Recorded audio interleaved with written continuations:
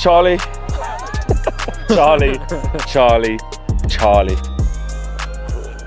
Speak to us. Crazy, absolutely crazy. You know, 1-0 down. I feared the worst for everybody involved. It did feel like that, didn't it? Because what were you doing? Let me ask you this.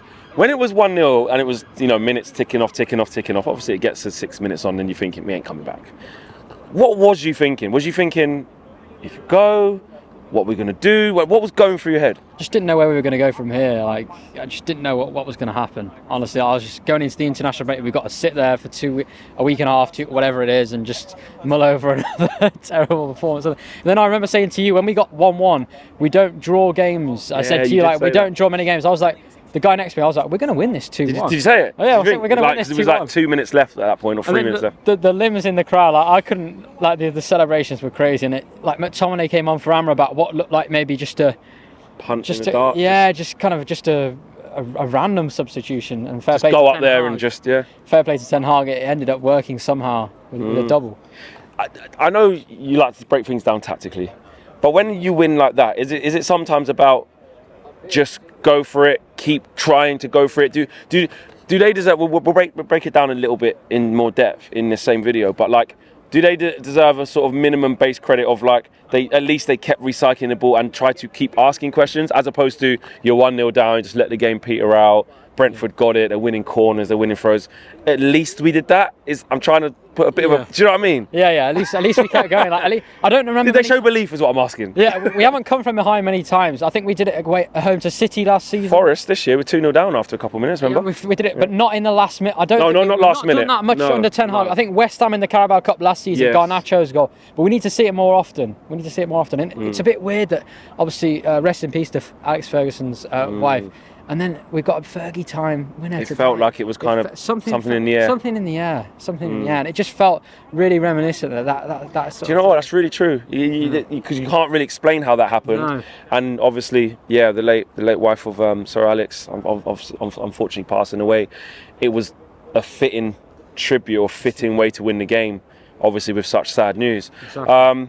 But the mistakes before what led to the goal, I mean, you've been talking a lot about Casemiro and your thoughts on him, and, hooked at half-time, and you saw some comments from Ten Hag sort of suggesting, that why he took him off. But what's your say on him at the minute? And then obviously subsequent mistakes from that, Lindelof, Onana, all of that. Yeah, really, really bad. I actually said before the game, it caused a bit of a stir on Twitter, but I wanted to see Casemiro, Bruno and Rashford all drop for today.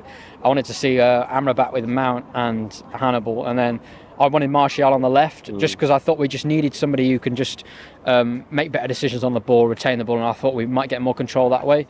But he picked a similar team again. I'm glad he brought Maguire in and pushed Lindelof to fullback so we could get Amrabat in midfield. But still, Casemiro in there.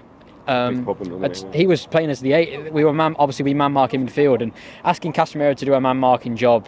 He was literally on goal kicks. He was literally right by Brentford's box. Like, literally, you're asking that guy to be a number 8, and it's just not going to work in this system. He's just looked really, really bad. He can't. Even his best attribute, which used to be sort of in the right position at the right time, cutting things out, I'd say he probably wins. I think there's a stat going around about his dual winning percentage. It's gone from like, whatever it may be, it's dropped by like 50 or 60% this season. It's been really, really bad. You just look at him as well, he just looks way off it. Like, I know we spoke about Rashford, I know we spoke about Bruno, and we'll get to them as well, but again, it's our big players aren't doing enough. And that's like, you can't play a transition-heavy approach and it's just not going to work with him. Like against Crystal Palace in the Cup, why did he look a lot better? Because we kept hold of the ball better, and we didn't rely as much on transitions. And Ten Hag's talked a lot about, like, we want to be the best transition team, but you cannot just rely. It cannot all be. A lot of the game we play at the moment is like it was under Ollie. A lot of the time was transitions, and you've got to have the right profiles, and that's why Ollie chose Fred and McTominay, because they could at least cover ground. And the issue we have in our team is with Casemiro, no one can cover ground, and even Amrabat, like he's got muscle and steel, but he's not. He can't get about. No. We saw it again today. It's like he needs to just get it, recycle. Keep moving the ball, which I don't mind if we're trying to construct a midfield where the rest of it is mobility, the rest of it is dynamism and doing the right things. Yeah, and I think it's not just Casemiro, it's also Bruno Fernandes. Within the first 3 minutes of the second half, he made 3 mistakes. Get the ball away twice, and then he did something else. I can't remember what it was, but it was like 3 mistakes in 3 minutes. And then after one of them, he was moaning at someone else. Yeah. Sort of. I think it might have been Dallo. I can't remember who it was. But Bruno. Positionally as well, I thought he got it all wrong in the first half. You know, Hickey was high up as a left wing back, and he was trying to gamble and go and get it off Nathan Collins. I'm going, Bruno, what are you doing? Yeah. Just 10 yards back, just play in front of Hickey. Can you just do that for 10 minutes and give us a bit of structure? Dallo doesn't want to leave 2v2 with Maguire and Evans with Mbeumo and Wissa, and rightly so. Lindelof doesn't want to go out and leave Evans with Wissa as well. So those two are like, we've got to kind of play in between half. So you're just asking for your wingers to just play off a little bit. Don't try and gamble. But then it's that risk versus reward thing of trying to nick it, and it was just killing us. Yeah, and the thing we do is we do something, it's kind of called like hybrid pressing. I'm sure Cam's talked about this before, where like our two wingers have to press the opposition centre-back and full-back. So you probably noticed like throughout the game, that ball out to the full-back was on every time. And if you remember against Galatasaray, against Liverpool last season at Anfield. So basically, Bayern. Yeah, our fullback doesn't back up the press, so our fullback doesn't go onto their fullback, so that ball's on every time. And as you talked about, if you gamble, if the two wingers gamble and press their centre-back, the ball out to the fullback's on every time. And it was like Aaron Hickey, all he had to do, chest it down and run forwards. And he was gone. That's what he done in the second half. 3 or 4 times. And that's all you need to do. As long as your first touch is that way, you're away from our press. So I agree with you on that. And also Rashford, again, really not impressed. I wanted him to be dropped, and I still think he needs to be dropped. I think Ten Hag's starting to take him off a lot. It's getting earlier. Starting to do. It's getting earlier and regular. Now. It's about an hour now. He's starting to. Do you think Ten Hag's looking at it going, listen, you lot are gonna lose my job. I ain't. Casemiro off at half time.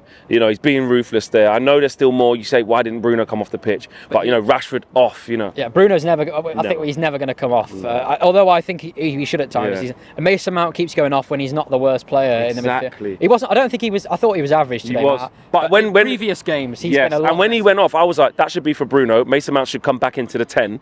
And it should be that should be Anthony for Bruno.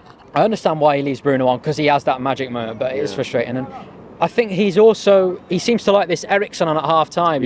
Control. I think it did work against Galatasaray for the start of the second half. Yeah. And I thought today he just didn't really impact the game too much. It was like we didn't, because they were playing that low block with the fullback. We were playing into hands. It looked like another Crystal Palace all over again, didn't it? Yeah. And then Scott McTominay says, no, not on my watch. I mean, to finish off, let's finish off on a positive. Ten Hag does make the changes. Maguire, gets the assist. Who would have thought that? Maguire to McTominay, and we win the game. Unbelievable scenes at the end. Two players we thought would leave, and they've ended up getting us. But I thought Maguire played. I actually thought Maguire played well. Evans. And Evans played well. And I've been saying for a long time, I'd want Maguire when Varane was fit. Maguire and Varane is such a better pairing than Lindelof and Varane. Lindelof's making so many mistakes, and he doesn't get criticised at the same level as Maguire does when he makes them. But yeah, McTominay, brilliant. The first goal he scored, I don't know whether you've seen it back. I haven't seen it back. No. He takes it down. He swivels. And he puts it straight in the bottom corner. I just saw it go into the bottom corner, and I was. It's an absolutely beautiful bro. I'm going to be honest. When we scored, I didn't even celebrate. I think I saw you. You were just like. I just went. I was just like, whatever. I'm sure you celebrated the second one. I don't know who I picked up. Sorry, I just hoisted you up in there. My glasses nearly went flying over. But winning in that manner to finish off, can that be a catalyst? Or I hope so. But I hope this doesn't cover up the problems, because Casemiro shouldn't start the next game. Rashford shouldn't start the next game. Bruno probably will, because he's the captain. But let's start making some changes, and let's start dropping players when they're not playing well. Thanks, man. Nice one.